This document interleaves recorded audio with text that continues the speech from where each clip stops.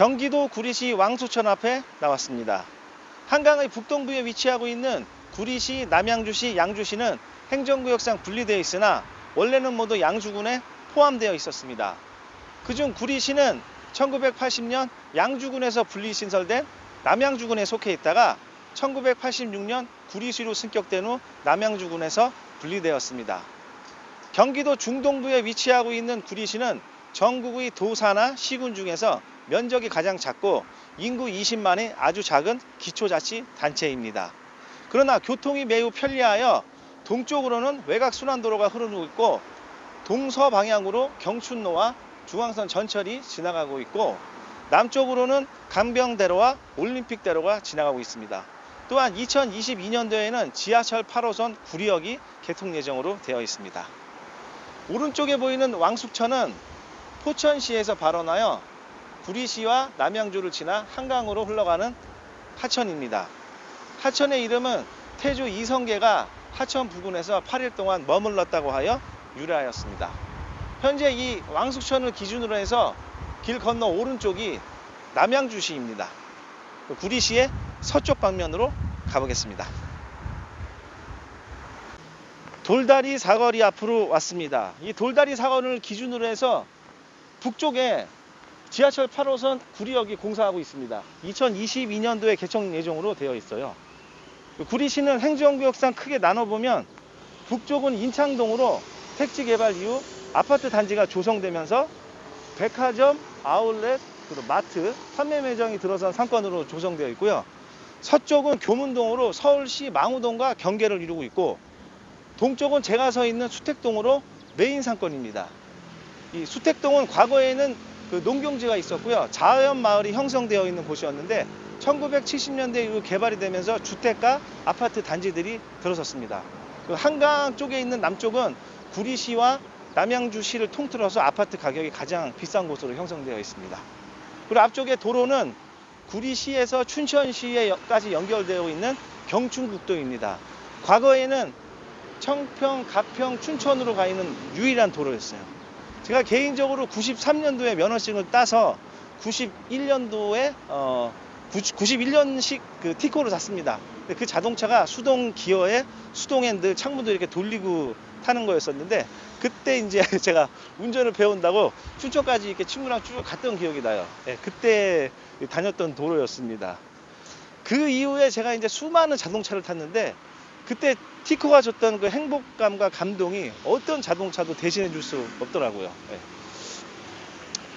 그리고 이 구리시가 보면 이 돌다리, 돌다리 이 상권이라고 하는데 이 돌다리는 과거에 그 서쪽 그 교문동에서 동쪽의 수택동으로 연결되는 그 하천이 있었어요. 그때 그 하천을 넘어가려면 이 돌다리를 넘어갔어야 됐습니다. 근데 이후에 복개가 되면서 없어지고 있고 상징적으로 남아 있으면서 이 돌다리라는 이름이 지금 남아 있는 거예요. 옆쪽으로 한번 가볼까요? 예.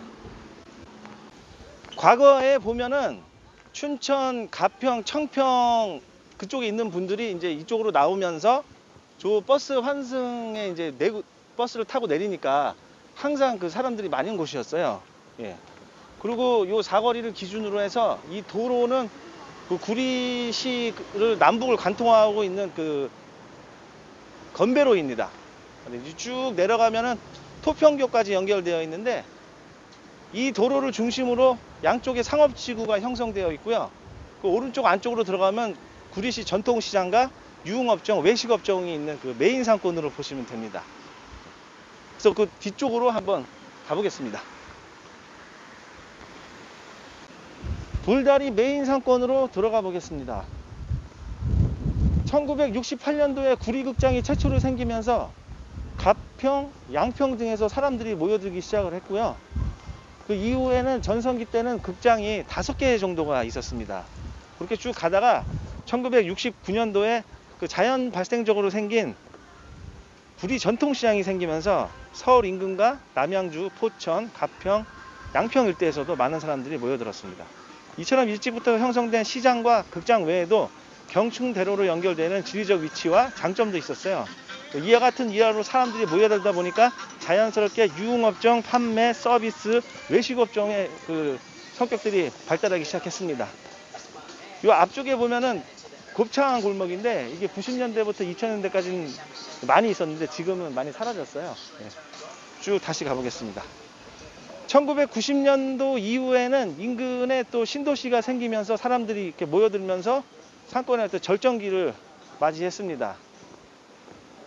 근데 그러나 그 이후에는 또 같은 이유로 신도시 상권들이 생기다 보니까 분산이 된 측면이 있긴 한데 그래도 아직까지는 구리시에서는 메인 상권으로 사람들이 많이 모이는 곳입니다. 업종 구성은 보시는 바와 같이 그 서비스 업종, 판매, 외식, 유흥업종 등이 골고루 섞여 있습니다. 얼핏 보면 어떤 뭐 시골 읍내 느낌이 나긴 하는데 70년대 이후부터 건이에요. 그래서 건물의 형태도 그런 형태로 되어 있고 저 안쪽에는 아직도 예전 그 초기의 건물 형태가 남아 있기도 합니다. 시장이 있다 보니까 하루 종일 시장을 이용하는 사람들이 많이 있고요. 오후에는 학생들이 상권을 이용하고 저녁에는 직장인들과 인근 지역에 사시는 분들이 이용하는 상권입니다. 구리시는 작은 도시지만 초중고등학교가 많아요. 그래서 그 학생들이 또 이 상권을 이용합니다. 그러다 보니까 이렇게 판매 매장들이 있어요. 뭐 문구점, 액세서리, 신발, 옷가게 이렇게 되어 있어요. 그런 요인도 있고 또 이 시장이 69년도에 생기면서 중광역 상권의 성격을 띱니다. 그래서 춘천, 가평, 청평에서 오시는 분들이 이 시장을 이용하면서 또 옆에 이제 옷가게들이 그때 있었을 거 아니에요. 그러니까 그런 성격의 상권이었어요. 그리고 외식업종과 유흥업종이 이제 자연스럽게 이제 생기면서 발전을 합니다. 이곳의 임대 시세는 전반적으로 1층 10평 기준으로 150에서 300만 원 정도 보시면 돼요. 이곳을 처음 오시는 분이 봤을 때는 좀 낡고 허름하면서 올드한 이미지가 있어요.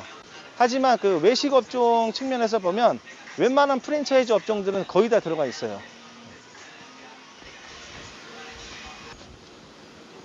유흥업종들이 또 많은 상권인데 현재 노래방을 비롯해서 그 유흥업소들이 문을 못 여니까 간판들이 많이 불이 꺼져 있어요. 이건 뭐 전국적으로 같은 현상이죠.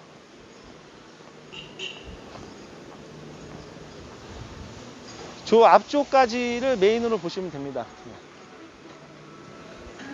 이쪽은 그 20, 30대 젊은 사람들이 많이 이용하는 곳이에요. 그래서 외식업종과 그 술집들이 많은 곳입니다. 저 앞쪽에서 위로 올라가 보겠습니다.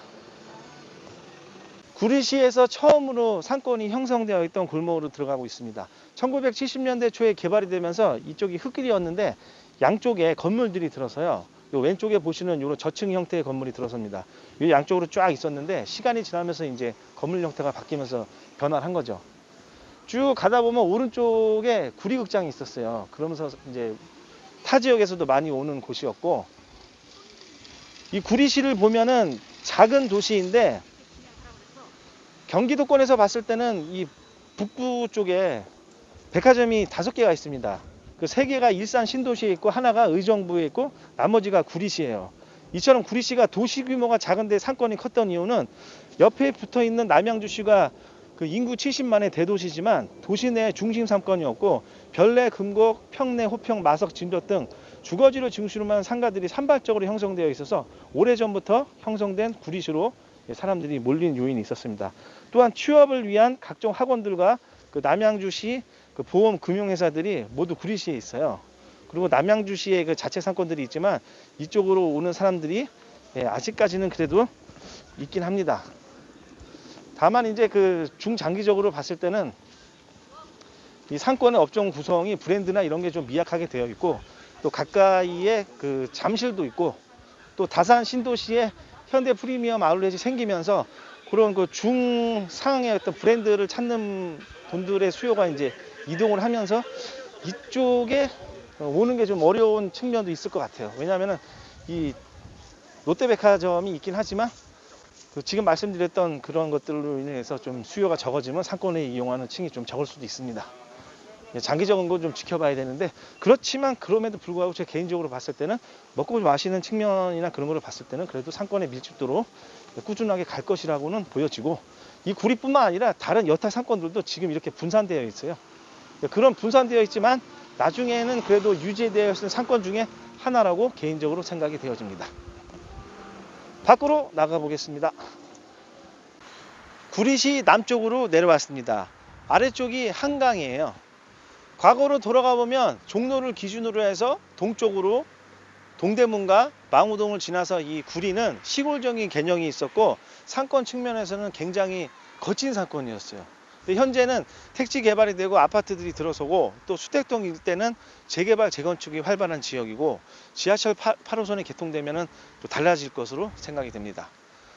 현재 코로나 확진자가 1000명을 넘어서면서 3단계 격상 얘기가 나오고 있습니다. 자영업자 측면에서 보면 월세를 꼬박꼬박 내야 되고 하는 상황인데 또 문 닫은 가게들이 많이 있어요.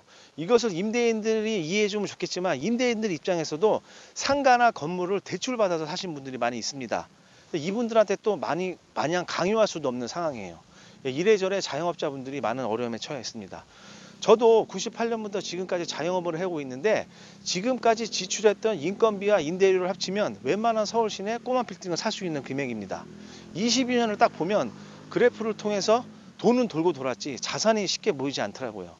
제가 부족한 그 측면이 또 있었겠지만 1년, 2년 어느 순간 끊어서 보면 돈을 많이 버는 경우도 있었어요. 근데 그 수많은 상권의 변화와 업종 그리고 경쟁자들 또 경제 상황과 코로나 같은 위기 상황이 터지다 보니까 그것을 꾸준하게 유지하기가 쉽지 않았습니다. 그나마 부동산으로 투자했던 자산들이 남아 있으면서 힘이 되고 있어요. 지금 코로나로 인한 경제 상황과 자영업의 어려움을 떠나서 서울 시내와 전국적으로 아파트 가격이 연일 그 최고치를 경신하고 있습니다. 그러니까 우리가 노력을 하는 여하를 떠나서 자산을 가지고 있느냐 없느냐에 따라서 격차가 벌어지고 있고 어쩌면 영영 쫓아가지 못할 상황이 발생될 수 있어요. 부동산 그 정책 측면에서 봤을 때는 굉장히 아쉬움이 많이 드는 그 대목입니다. 어느 계통이나 노력을 하다 보면 성공하고 돈을 많은 경우도 있어요. 자영업자 측면에서 봤을 때는 1, 2년을 하고 끝낼 게 아니면 길게 보셔야 돼요. 따라서 어느 시점에 돈을 많이 벌 때는 이것을 뭐 외제차 들은 거 사면서 소비를 늘리기보다는 자산을 축적해 놓아야 됩니다. 그래야지 지금 같은 어려운 상황이 왔을 때 버틸 수 있고 또 부동산이나 자영업 시장에서 기회가 왔을 때 잡을 수 있습니다. 2020년 12월 현재는 자산의 여유가 좀 있으면 좋은 그 물건들을 잡을 수 있는 기회예요. 이 서울과 경기권에 보면 A급 상권의 A급 지역에 물건들이 나오고 있는 상황이 발생되고 있어요. 이 코로나 사태가 없으면 나오지 않는 상황입니다. 건물도 마찬가지예요. 장업시장이 어렵다 보니까 건물주분들 중에서 일부 그 멘탈이 흔들리시는 분들이 있어요. 이때가 이제 협상을 통해서 좋은 매물을 가질 수 있는 기회입니다. 지금 얘기한 부분은 제가 뭐 투자를 막 조장해서 하는 부분이 아니니까 오해는 마시기 바랍니다. 오늘은 그 구리역 상권을 봤고요. 다음 편에는 작년에 마지막에 갔었던 명동을 가보겠습니다. 감사합니다.